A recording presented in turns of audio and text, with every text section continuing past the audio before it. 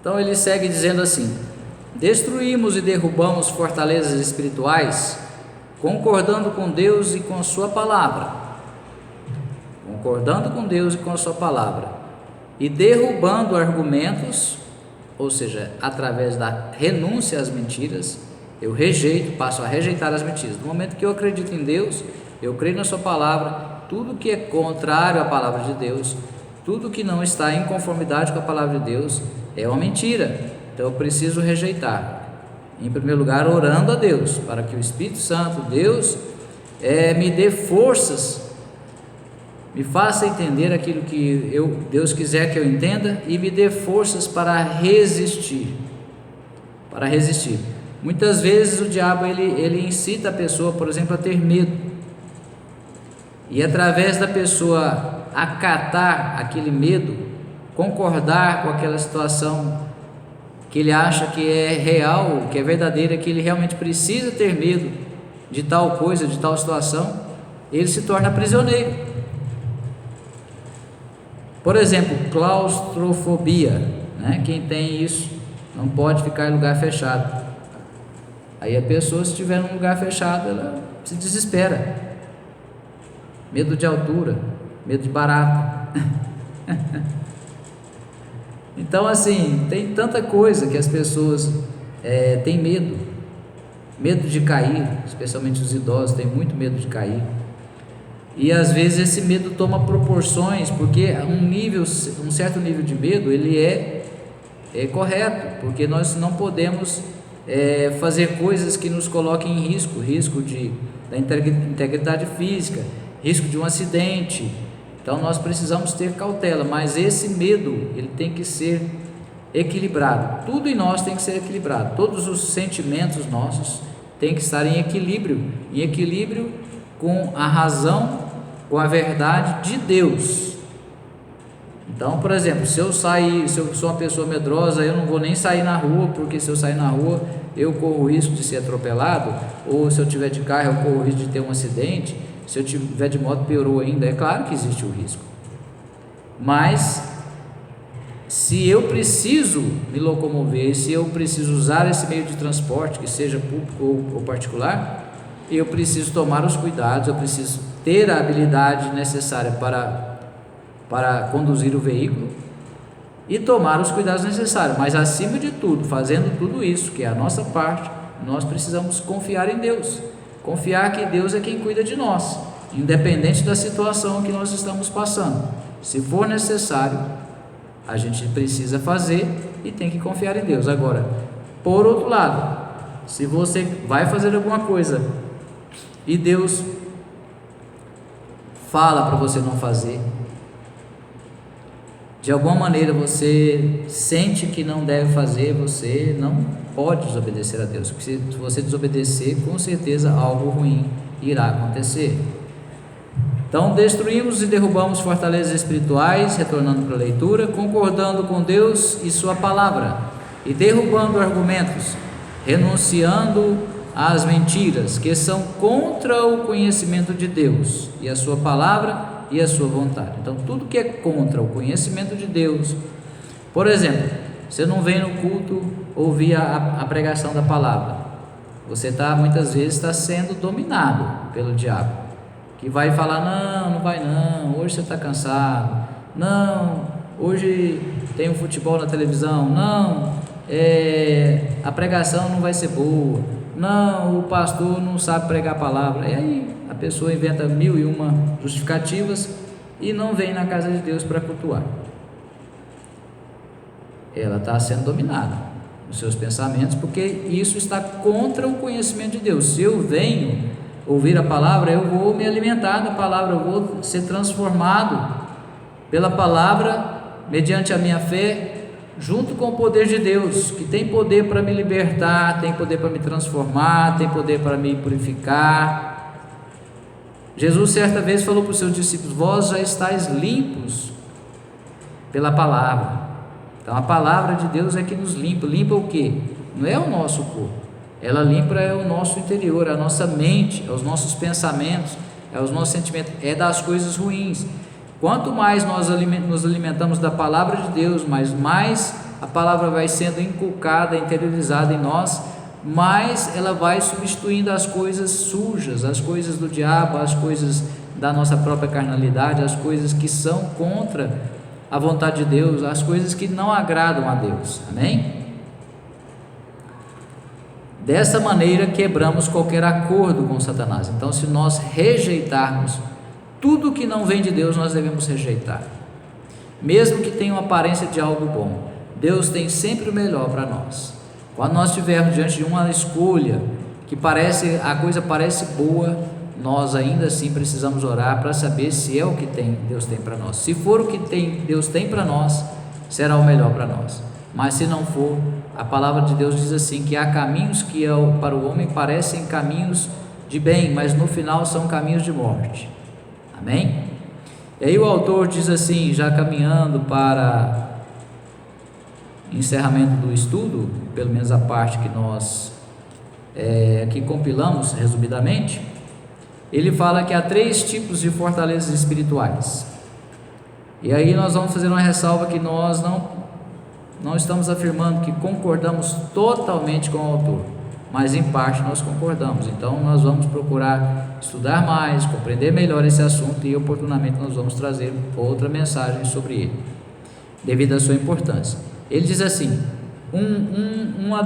dos tipos de fortalezas pessoais da mente, da própria pessoa, que prendem as pessoas em maneiras de pensar e estilo de vida pecaminosa.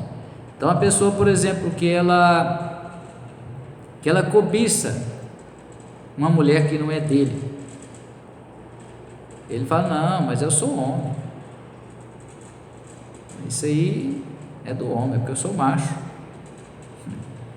Aí ele vai se enganando, mas ele está preso numa maneira errada de pensar, que Deus condena. Se ele não quiser, ele vai continuar, porque aí o diabo vai dar toda a força para ele continuar preso naquele padrão de pensamento que ele está fazendo errado, contra a vontade de Deus, e consequentemente vai sofrer as consequências do seu erro. 2. Fortalezas culturais ou valores da nossa sociedade que estão de acordo com as trevas. As fortalezas culturais são acordos com os valores de Satanás na nossa sociedade de maneira geral. Há muitas formas pelas quais as pessoas concordam com ele e mantêm esses valores entrincheirados, ou seja, está ali, escondidinho no coração da pessoa, e ela fica presa por aquilo ali. Um exemplo que me ocorre, assim, tem muitos exemplos, mas vou citar um exemplo, é o caso do carnaval, especialmente aqui para nós os brasileiros. Nós já nascemos, quem não é cristão, quem não foi educado já desde criança no lar cristão, já nasce sabendo do carnaval, tomando conhecimento do carnaval, assistindo os desfiles, muitas vezes até participando e aproveitando essa festa para fazer aquilo que é contra a vontade de Deus. Eu não vou falar muito sobre carnaval, porque se você tiver um pouquinho de entendimento das coisas de Deus, você sabe que tudo ali é voltado para o mal, voltado para agradar a carne, não importando o que as consequências das atitudes, do comportamento que as pessoas assumem quando elas estão participando dessa festa da carne. Misericórdia. 3. Fortalezas cósmicas, que são potestades e principados demoníacos nos ares, são anjos demoníacos ou hostes demoníacas. Paulo as descreve em sua carta aos Efésios. Nós já lemos 6,12, ele diz assim: porquanto nossa luta não é contra seres humanos, e sim contra principados e potestades, contra os dominadores deste sistema mundial em trevas, contra as forças espirituais do mal nas regiões celestiais. Derrubamos cada uma dessas fortalezas concordando com Deus e renunciando às mentiras do inimigo por meio das nossas orações e ações, ou seja, mudança de comportamento. Mas para mudar o comportamento, mudar as atitudes, em primeiro lugar precisa mudar a mentalidade, mudar o padrão de pensamentos, mudar o coração, os sentimentos, e para isso nós precisamos ser transformados por Deus e por meio da sua palavra. Amém? Então, caminhando para o encerramento da mensagem de hoje, como que nós vamos vencer? Nós vamos vencer com as armas espirituais. Nós sabemos, por exemplo, da armadura de Deus, que está lá na carta de Paulo aos Gálatas. Nós não vamos falar delas hoje, mas nós vamos falar, por exemplo, em Tiago 4, capítulo 7, que diz assim: portanto, sujeitai-vos a Deus, resisti ao diabo e ele fugirá de vós. Portanto, para nós vencermos o diabo, em qualquer que seja das suas estratégias, qualquer que sejam os seus ataques, inclusive as fortalezas na mente. Portanto, sujeitai-vos a Deus, ou seja, eu me sujeitar à vontade de Deus, eu decidir obedecer a Deus, fazer aquilo que agrada a Deus, eu vou ser fortalecido por Deus, eu vou ter forças para resistir às tentações, para resistir ao diabo. Aí depois disso eu vou resistir ao diabo e ele fugirá de vós. Primeiro, então, eu me fortaleço em Deus. De que forma? Me sujeitando a Ele, concordando com Ele, com o que está na sua palavra, obedecendo à vontade dEle, expressa na sua palavra. Amém? Então nós vamos sendo fortalecidos por Deus e vamos resistindo às tentações do diabo. Em Provérbios 4, capítulo 4, verso 18, diz assim as Sagradas Escrituras: entretanto, a vereda dos justos é como a luz da aurora, que vai brilhando cada vez mais até a plena iluminação do dia.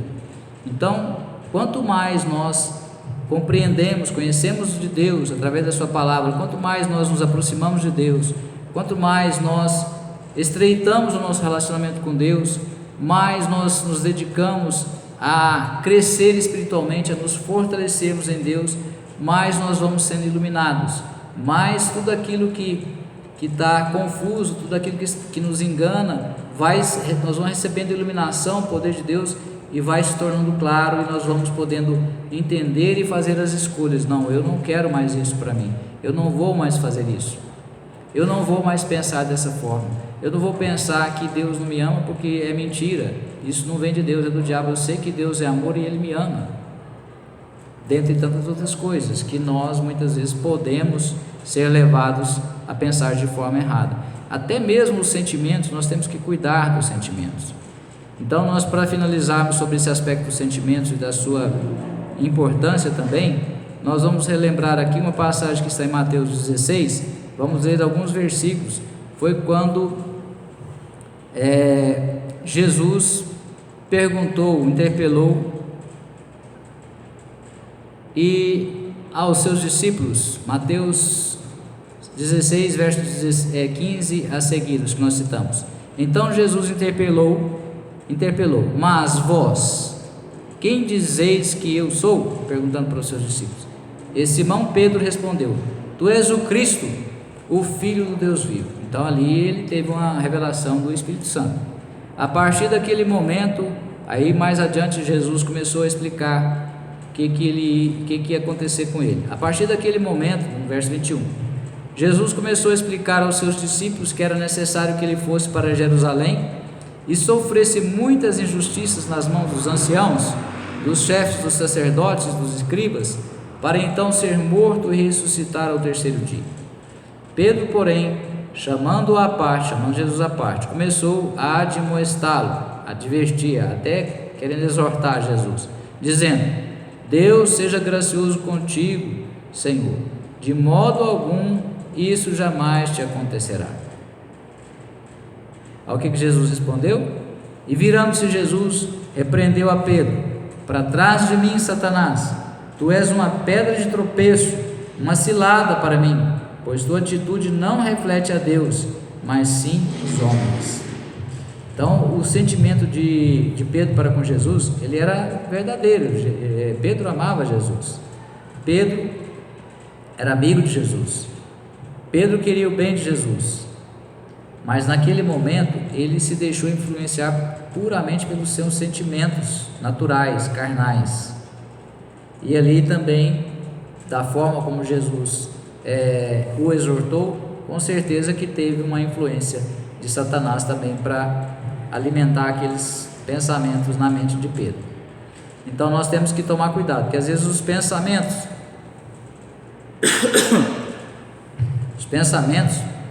podem até parecer justificáveis, pode até ser que nós pensamos que nós estamos falando, o que nós estamos pensando e vamos falar, seja algo bom. É a mesma coisa assim, eu vou fazer uma comparação, quando os pais, ou o pai ou a mãe, ou qualquer pessoa, fica querendo encobrir o erro dos filhos, ou fica mimando, não corrige, vê que está errado, mas não corrige, não ensina a verdade, não repreende, não exorta, vai induzir a pessoa a acreditar que o comportamento dela tá bom, que está certo, e aí isso tudo vai contribuindo para criar fortalezas na mente.